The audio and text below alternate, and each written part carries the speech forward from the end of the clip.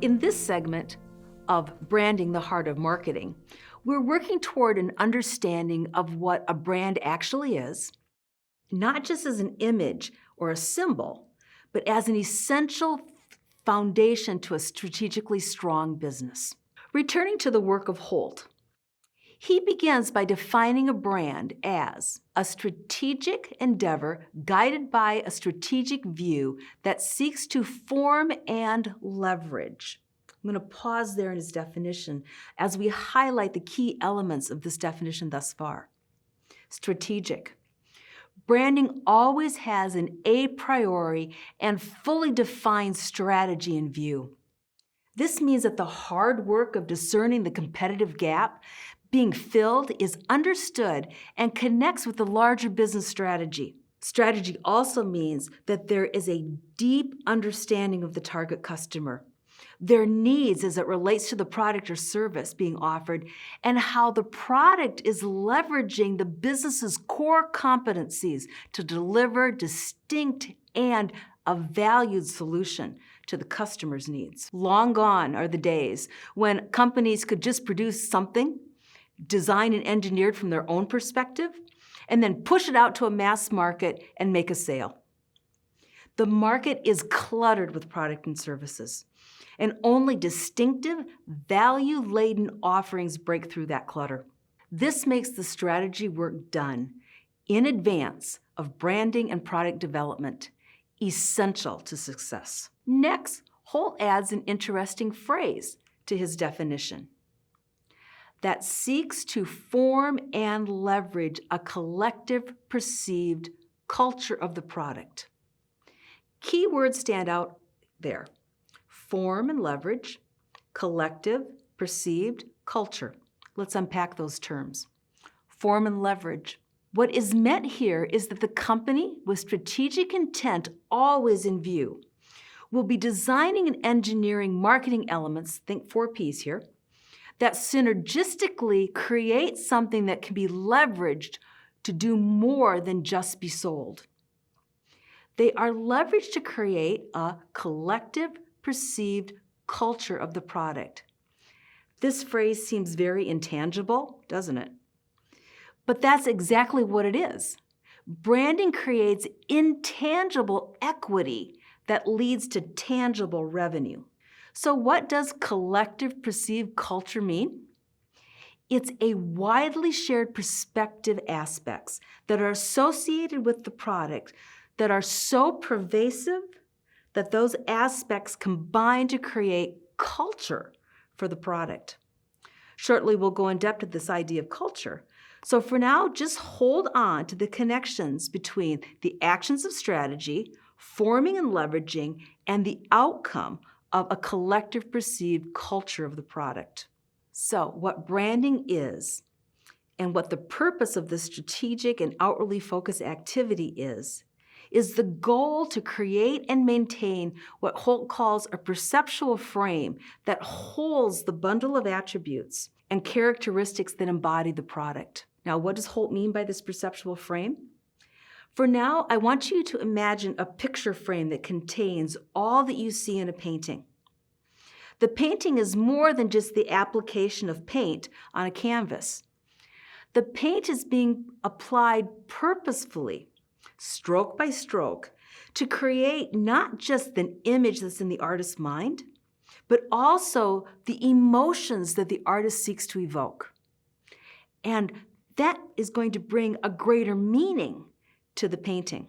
When a person views that painting, that person's impressions, including previously held thoughts about the subject matter, are going to give meaning to that person's perspective as it's being viewed.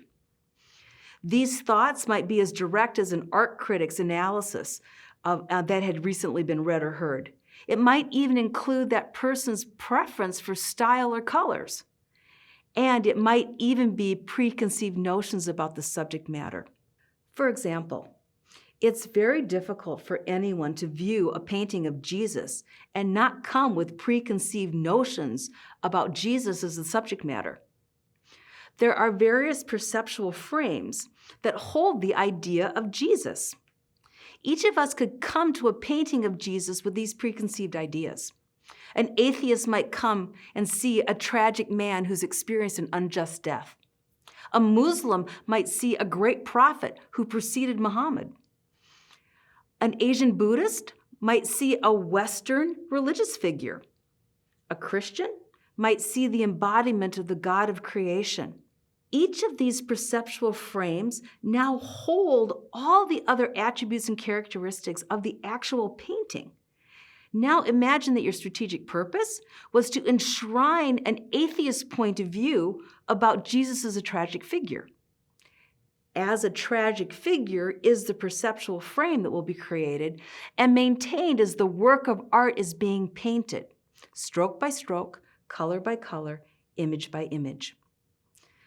So how does a marketer understand this perceptual frame as it applies to products being sold with a direct connection to strategy and perceived collective culture? Holt helps us see that products acquire meaning or connotations as people become aware of the products and develop opinions regarding them. The opinions may be based on personal experience, what was heard from others, promotional communications, or even the use of the product in movies or television shows. These meanings circulate in society. Apple is a great example. For most of the millennial generation, if I say Apple, they will think I'm talking about a smartphone. For most of the people in their 90s, hearing the word apple will lead them to assume that I'm talking about a red fruit that grows on a tree. And these meanings become conventions or widely accepted truths. Apple does mean a premier individual technology device company. And apple does mean a red fruit. Therefore, cultural connotations surround the strategy-driven impressions created by the product, its name, its logo, and its promotional activities. Here's an example of how powerful these cultural conventions are. I'm going to say 2 brand names. Allow your mind to see these brands. Here we go. Walmart. Target. Typically, when I ask people what they see for each of these brands, there's a stark difference. Now keep in mind that these are 2 discount retailing chains. They sell pretty much the same stuff. Even most of the brands they sell are the same. Tide laundry products are the same. So are Hostess cupcakes. So are Pampers. Yet, ask people what they saw in their mind's eye. And Walmart is seen as a place to get the very basic versions of an item that lack any style.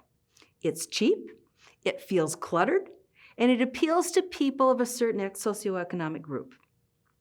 And Target evokes images of being stylish, trendy, clean, bright, uncluttered, even hip, and has a price value with class. The mind's eye sees a different socioeconomic group associated with Target versus Walmart. And why might this be? Because both retailers know their segment exceptionally well. Each retailer is creating value based on the intended conventions they want to circulate in society. I've worked as a consultant for both brands. The Walmart decision makers make all their decisions by saying, it's the price. Everything that Walmart does is to drive the price of items to its lowest possible point because they know that's what their customers value. They are seeking to acquire a decent quality good at the lowest price possible. Target decision makers understand they have a different customer. Their customers want low prices, but they also require trend and style.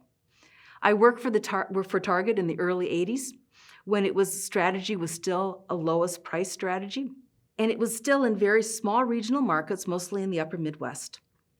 Walmart had not yet expanded into most of the areas where there was a Target store. As Walmart began its strategic march into the regions where Target had a foothold, Target had to reinvent itself. It drew upon the core competencies of its parent company, which was the Dayton Hudson Corporation, which was a department store organization. And it leveraged that expertise and the vendor relationships to move the brand towards trend, style, and value. I could mark the moment that Target launched its new strategy approaches sometime in the early 90s. Its television ads ceased to announce this week's deal and began to display clothes and household goods just like a department store would, displaying trend, style, and lifestyle. That is what Target is as we know it today. And that's the power of marketing.